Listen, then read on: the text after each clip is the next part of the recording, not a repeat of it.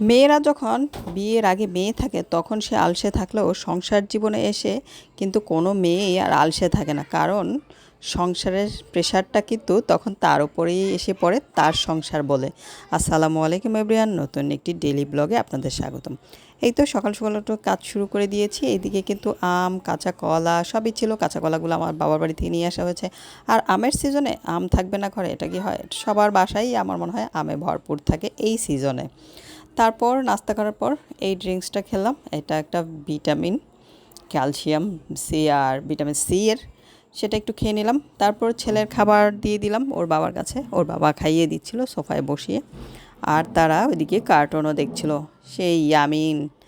আচ্ছা যাই হোক, এদিকে কাজ সেরে আমি গেলাম ওইদিকে। আমার কাসকি মাছ পেঁয়াজ দিয়ে রান্না করলাম, পটল আলু দিয়ে কাতলা মাছ রান্না করলাম, ঢ্যাঁড়স ভাজি করলাম। রান্না শেষ। তারপর এত গরমের মধ্যে একটু ঠান্ডা ঠান্ডা কিছু খেতে ইচ্ছে করছে, তো বানিয়ে ফেললাম এই মজাদার ড্রিঙ্কসটা।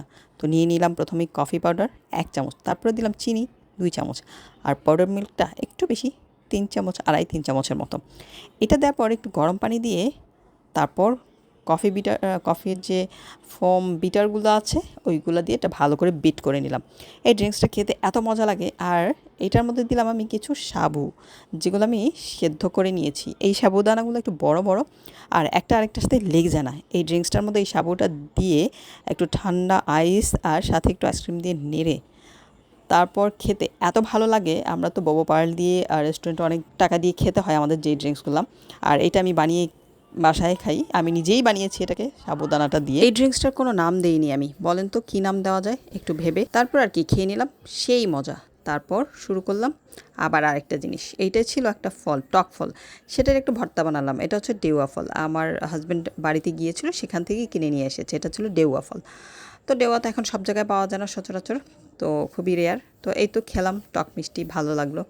তারপর রান্নাঘরের কাজ সব শেষ করে ফেললাম। এই দিকের কাজ শেষ হলেই মনে হয় আমাদের মতো গৃহিণীদের ঘরের শান্তি, মানে মনের প্রশান্তি আসে। তারপর এই আমার রুমটাও গুছিয়ে নিলাম, এটা একটু বাকি ছিল। আর আমার উইন্ডো তো সব সময় কাপড় থাকবে, কারণ আমার ব্যালকনিতে একদমই রোদ আসে না। সো যখনই ভেজা কাপড় থাকে বাচ্চাদের, ওইগুলো আমি জানালার মধ্যে দিয়ে রাখি, যাতে ফ্যানের বাতাসে বা বাইরের বাতাসে শুকিয়ে যায়। আর এইদিকে আমার ছেলে কোথায় গিয়েছে দেখেন, টেবিলের নিচে। তারপর কী করলো দেখবেন, এই যে দেখেন এত সুন্দর একটা স্কুটি কিনে দিয়েছে ওর বাবা। সেই স্কুটিটাকে সে সব খুলে নাটবটু খুলে একদম কী একটা অবস্থা করে ফেলেছে। তারপর শুরু করেছে এই যে আবার আরেকটা, এইটা ছিল আমার ওয়াশরুমের জন্য, মানে ফ্লোর ক্লিনার হিসেবে কেনা নতুন একটা ব্রাশ।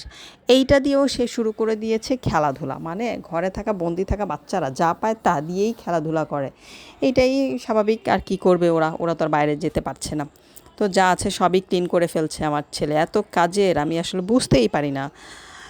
আর পারলে তো অবশ্যই ওরা দিয়েই সব কাজ করাইতাম। থাক ভাই।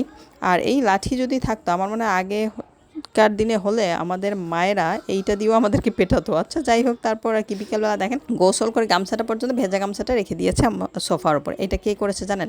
আর এদিকে কাঁথাটাও সামনের বেডে নিয়ে ফেলে রেখেছে। এটা কে করেছে? আমার ছোট বাচ্চা না, আমার বড় বাচ্চা। আমার বড়টাই ছোটোর চেয়ে কোনো অংশে কম না। এই যে দেখেন এসে ঘুমাচ্ছে কীভাবে, ওর মিস এসেছিলো, পড়িয়ে গিয়েছে, তারপর উনি এইভাবে গিয়ে ঘুমাচ্ছে।